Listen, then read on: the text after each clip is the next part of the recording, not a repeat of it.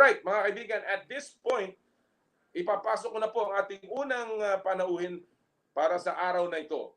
He is coming live from Toledo in Ohio, USA. He is, of course, a former Batang Gilas standout and touted to be one of those that will banner our Twin Tower combination with Kai Soto for many, many years to come sa Philippine basketball. Walang iba kung hindi ang ating pinagmamalaking si Ariel John AJ Litang Edu. Good morning from the Philippines. Good evening, AJ. Good evening. Really good to see you. Good to see you too. Well, right now you are still on lockdown there in Ohio, in Toledo? Yeah, that's right. We're still on lockdown, but hopefully in the next coming weeks we'll start to open up stuff a little bit. Mm-hmm. So, well, let me go straight to the many items that I want to discuss with you this morning, AJ. It's been almost a year since you had an injury playing for the Philippines in the 2019. That was in June 2019 FIBA Under 19 World Championship, no, the World Cup. How is your injury? How is your ACL? How are you healing? And how many percent are you ready to play again? I mean, it's been obviously a long recovery process, but it's been very good. I've been blessed to have very good staff around me through this recovery process. Obviously, with the whole situation right now with the virus, rehab has been a little bit difficult. But my knee is feeling very good. I'd say I'm around maybe like 80 to 85% right now. Feeling good. I can shoot. I can obviously with a limit I can dunk. So I mean I'm feeling great. I'm feeling great. So you have been doing some exercises. You've been continuing your rehab even under this the conditions of the lockdown. Yeah. So thankfully they were able to send me like a program that I can follow. So yeah, that's what I've been doing really during All this. right.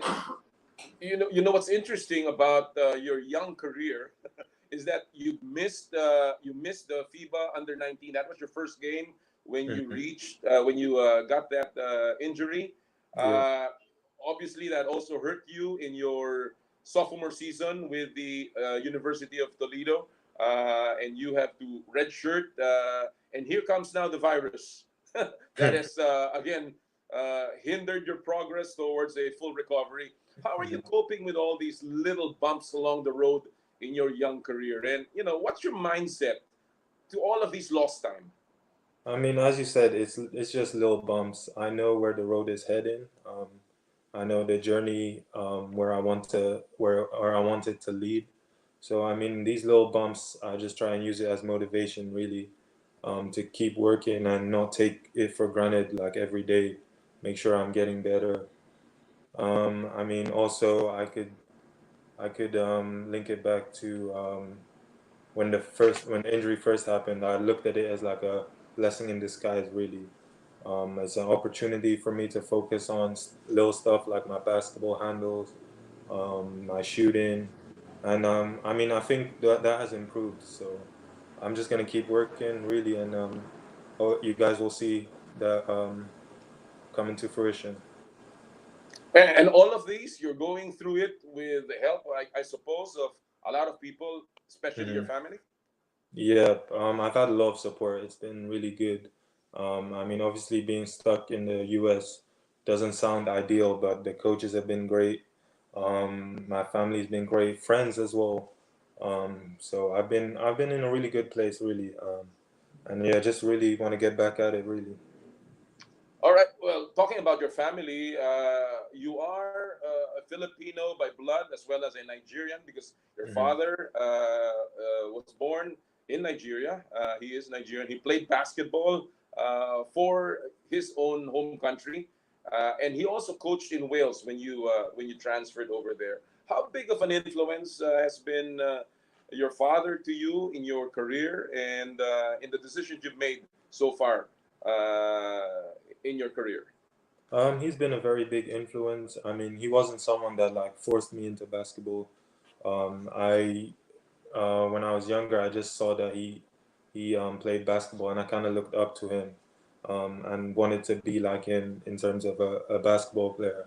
So I just sort of decided to go with basketball, and he's always supported me throughout this journey. Always been there for advice, always been there and supporting me. So I'm just Uh, very blessed and thankful to have him in my life. Well, your mom, on the other hand, Josie, is from Surigao City. Hmm. Uh, First of all, have you been to your mom's place? Unfortunately, no. I mean, I've been to the Philippines a lot of times, but I haven't had the opportunity. I mean, when I was really young, I'd say like two, three, I was over there, but I really can't remember anything.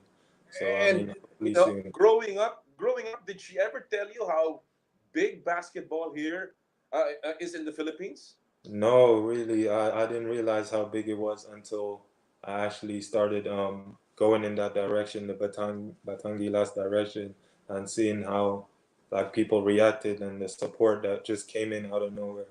And I did my research a little bit, and yeah, I was amazed at how much they love basketball in the Philippines. Well, it's clearly something that has attracted many players to play in the Philippines. No, but you learned basketball in Cyprus when you transferred there. That is correct, right? Yeah, that's right. Yeah. And then you moved to England, and you're a native of Nigeria as well. So my Hmm. question is, why the Philippines? Why did you decide to choose your mother's homeland over your father? Because I know you were being tracked by Nigeria, you were being tracked by England Hmm. to play for them. Why choose the Philippines? Not that I mind, but it's just really something that, out of curiosity, how AJ fell into the Philippines. I mean, it's simple. It's as simple as the passion that they have for basketball in the Philippines. I mean, compared to Nigeria, or Cyprus, or even the UK, basketball is not really as much of a interest in like the general population as it is in the Philippines.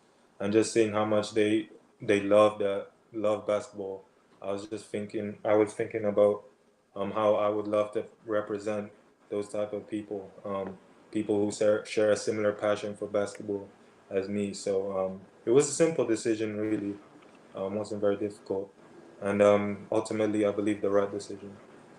Well, clearly, it's the passion of the Filipino that is in you that's burning, and that's what led you to play for the national team. And That's right. absolutely, you're one of the biggest catch that we've had in so many years. Now, Appreciate uh, that. let me ask you about your experience getting to the point where you are right now. You were, well, of course, one of the first events where you were really noticed not only locally but internationally was the Basketball Without Borders back in 2018, and this was played in LA. What are your fondest memories of the players who you played there against or with? Are there any players who have now moved on to the NBA, to the NCAA? What do you remember with Basketball Without Borders? I mean, I have very good memories of it. It was a really great camp. I mean, we got to experience the whole All-Star weekend. Train at the Lakers facility, which is Lakers is my favorite team, so that was so amazing for me. And I mean, I made some good friends with like I'm good friends with Luka Samanic, who currently plays for the Spurs.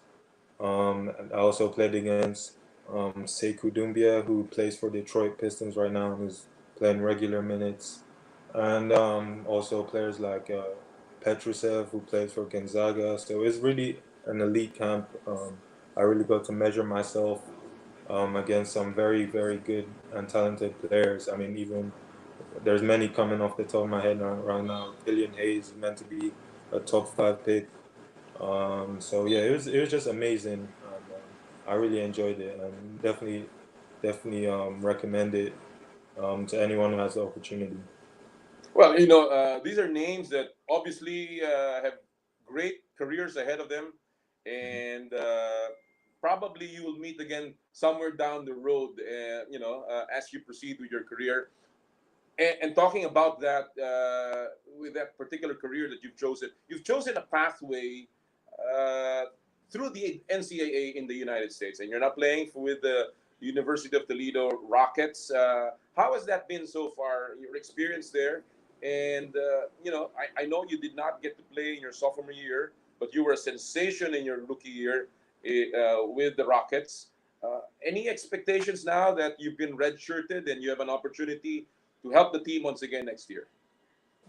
First of all, it was definitely. I feel like it was definitely the right decision for me, to go the college route, straight out of based on the situation I was in England, and it's turned out very great. Obviously, my freshman year was really fun, and it worked out really well. I mean, I've been blessed. Like, there's a lot of players where the situation doesn't work out great, but for me, it worked out perfectly. I was coming in as a freshman, playing decent minutes, around a great coaching staff who believe in me and who work hard to develop me. And even over this redshirt sophomore year, they've worked hard in making sure I'm going to be ready when I come back, and I'm really looking forward to it. The expectations are probably a little high, but I'm gonna make sure that based on how hard I'm working, those expectations will be met. Well, that we're certainly rooting for you. I'm sure many Filipinos have never seen a Toledo Rockets game, but I'm sure many now will be trying to look for it when you start playing for them once again. Inevitably, your career will always be linked with Kai Soto because both of you are not only the top two prospects for Philippine basketball. You are obviously going to be partnered in some way. You've already done that in the past. Let me first ask you about Kai. What was your first impression about Kai Soto the first time you saw him? And what do you think about this young man who's even taller than you? I mean, first time I met him, I was I think 16, and he was like 14 at the time, and I was just amazed at his height. I mean, as a 14-year-old, he was like 6'10" at the time, I think. And I was just amazed. I mean, my first impression though was that he's a very funny guy. He's really great to be really great to be around. He has a confidence that's off the court that you see on the court as well, and obviously a very talented player, that I'm sure has just scratched the surface of his potential, and we're all very excited. I'm excited as the fans to see what's gonna happen in the future. All right, AJ. Let me All just right. ask you about your. You were talking about the different elements in your game. Obviously, that people respect you for that, and from my point of view, I think people should love you, just like they love Kai in in the way you play, and it's really no use to be comparing your skills at this point because obviously the two of you will still have a lot to show as your career proceeds. But let me ask you about Kai a little bit more. What is your reaction to the pathway that he has chosen of going through the G League rather than the NCAA? I mean, obviously, first of all, a huge congratulations to him. I already told him that, but I think it's definitely a very intriguing pathway to take. I think the major advantages is that it's already directly linked with the NBA. So he'll have great access to, I mean, like NBA scouts, coaches, and just get a better understanding of the NBA game. So I think it's a very good route for him, and I think it could potentially be very successful. You've hooked up with the Gilas program. Obviously, you played for the youth team, the Batang Gilas program. You represented the country, and with so many young talent out there, you, Kai, you've got so many third year Ravenna, a lot of young players, the Liano brothers, the Nieto brothers. There's so many out there that are going to be the core of our national team. What do you see in the future for Gilas? And the big question, obviously, is do you think that we'll ever reach the Olympics? I think the future is very bright. I've played with quite a few of the guys that you mentioned, or seen them. And yeah, I think if I mean the way that things are going right now, I think it's the right direction. And yeah, I definitely believe we can make the Olympics one day, especially with the talent that we have upcoming. And yeah, I guess we just gotta wait and see. But I definitely believe we can. As a personal goal and as a parting shot, AJ, what is your ultimate goal for your I mean, career? as it's been since I first picked up basketball, it's to make the NBA. And I believe I'm going in the right direction right now. It's as simple as me just keep working hard, and yeah, I believe it can happen. Well, we certainly wish you the best, AJ. I know that it's a long, hard road getting back to where you were before the injury, but with your attitude, with your mindset, with your, your decision to be very, very firm in your workouts, I'm sure that you will be back on the court sooner than later. Thank you. I appreciate that. All right, and we wish you well. Stay safe All right. back Thank you. there You in too. Toledo. Yeah. You Thank you too. so much. Thank you so much for your Uh, time. yep. Yan po mga kaibigan, ang ating pinagmamalaking si AJ Edu, ang isa sa pinakamahusay na prospect para sa Philippine national team na ngayon naglalaro sa NCAA.